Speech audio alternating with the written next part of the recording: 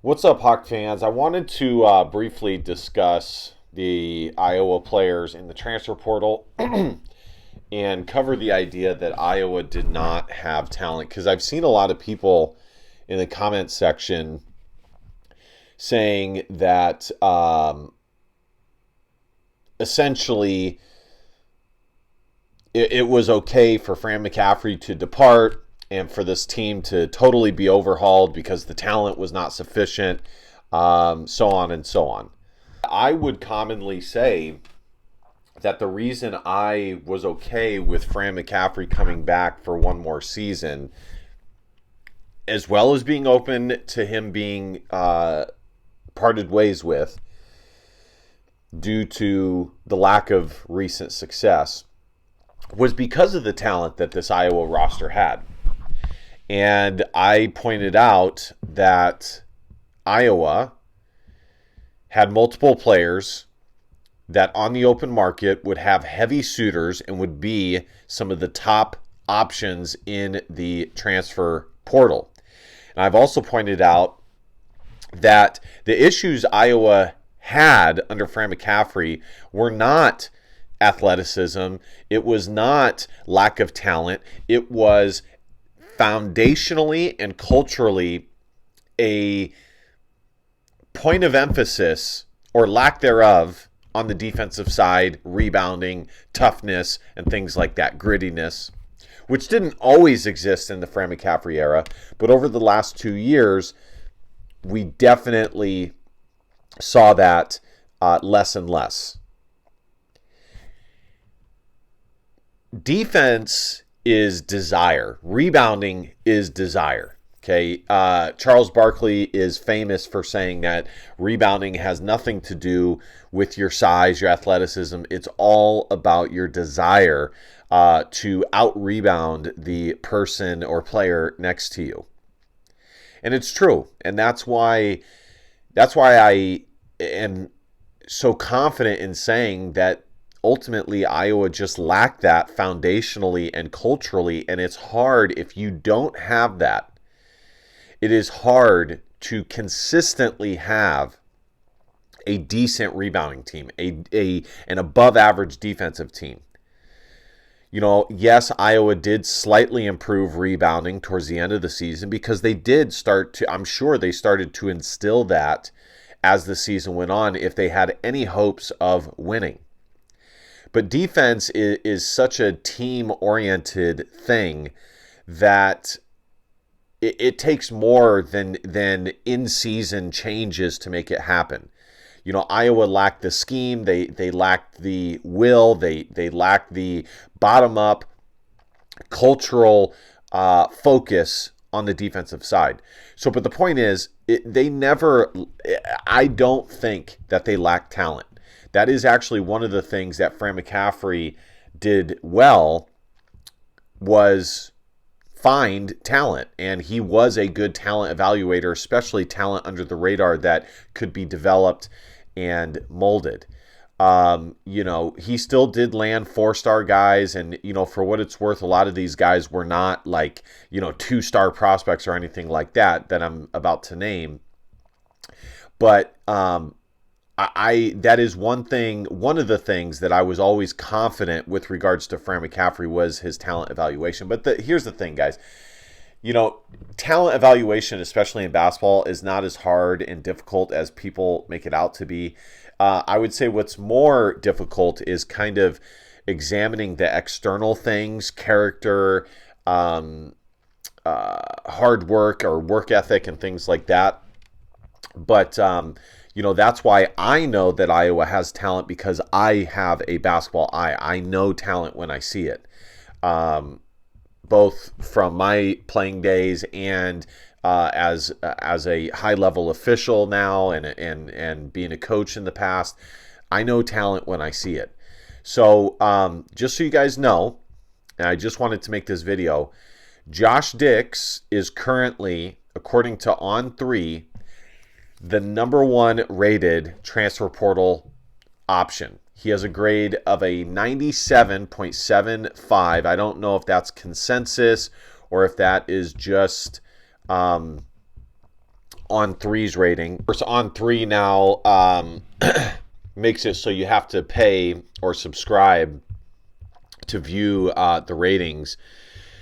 But he's either number one according to On Threes. I don't know if it's 247 Sports. I looked up his rating for 247 Sports, and they have him listed as a 97 as well. So maybe that's both of them.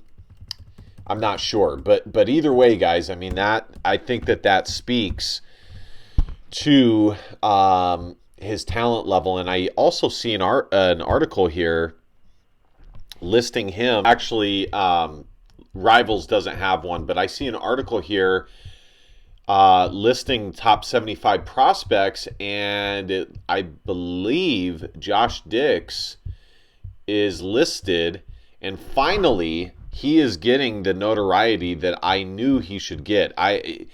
I've known that he is an NBA prospect since last year, but sometimes, unfortunately, he was the second or third option for Iowa, and would kind of play a more reserved, non-assertive, kind of letting the game come to him. And that's one of the things that this year I wanted him to do, was to be more assertive in trying to get to the... So actually, I don't see his name on here, so I don't know why they have this article listed. Anyways, I do think if he decided to test the NBA draft waters, which I'm sure had he stayed at Iowa, or he still might do, he would receive some solid feedback and some attention. Owen Freeman is ranked third by the On Three ranking, and fourth overall with a grade of a 96.98. Who else? Price Sanford is ninth and 11th in the composite rating with a grade of a 92 by On Three. So, guys, Isaiah Johnson-Arigu, who Iowa landed, has a transfer portal grade of a 90. We'll see if he stays at Iowa.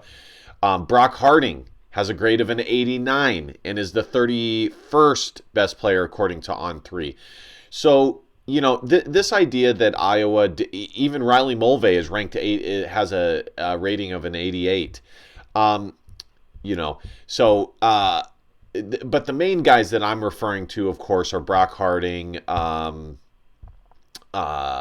Owen Freeman, Price Sanford. Those are the main, Josh Dix. Those are the main guys that I am considering. This idea that Iowa does not have talent just is not true. And their issues lied with their top to bottom, bottom up, cultural and foundational deficiencies in instilling a defensive know-how and desire to get the job done. One last thing I want to mention, it's tough. Gone are the days where players truly are loyal to the university. I've said this for the past 5 years. There's a lot of Iowa fans. I always say there's two types of Iowa fans. There are the people who are player first, and they support the players and like the players over the university, but they still do like the university. And there are the people who support the university over the players, and that's somebody like myself. The players come and go, but the university does not. I support the University of Iowa. And these players, I don't have any issue with them deciding to hit the transfer portal. I understand it. I did a recent video on it. It's just how it is nowadays, especially when there's a coaching change. But it's just too bad, all things being equal, that we no longer live in a time for college sports where there is actual loyalty to a university and things like that. the name on the jersey for these players is just another name. I think they do have pride in it insofar as the moment goes, or in the moment, or a particular year goes. But if there's a better option that comes along, it's kind of like the dating market. If there's a better option that comes along, they're going to take it, and they're going to go elsewhere. We're seeing even guys that are from the state of Iowa that are saying, nope, I'm out. Now, that doesn't mean that whoever the next Iowa coach is, that they won't consider coming back to Iowa, especially if, Matt Gatens is able to be retained, or one of those coaches. But it just goes to show, guys, like those days are gone. Players do not have any affinity or loyalty to the university. I don't want to say like completely. I do think that they take pride in the school that they're at. But like I said, it's insofar as that moment goes, or as that season goes. But as soon as a better option comes, they are gone. And that's just something that college fans and sports fans are going to have to come to terms with. And it is what it is. All right, guys, thank you guys so much for watching. Be sure to hit the subscribe button, like, comment. You guys know the drill. And last but not least, DBAP, don't be a pussy, will. In fact, your feelings, because your feelings just matter. Love you, Hawk fans. See you guys next time. Go Hawks. Bye-bye.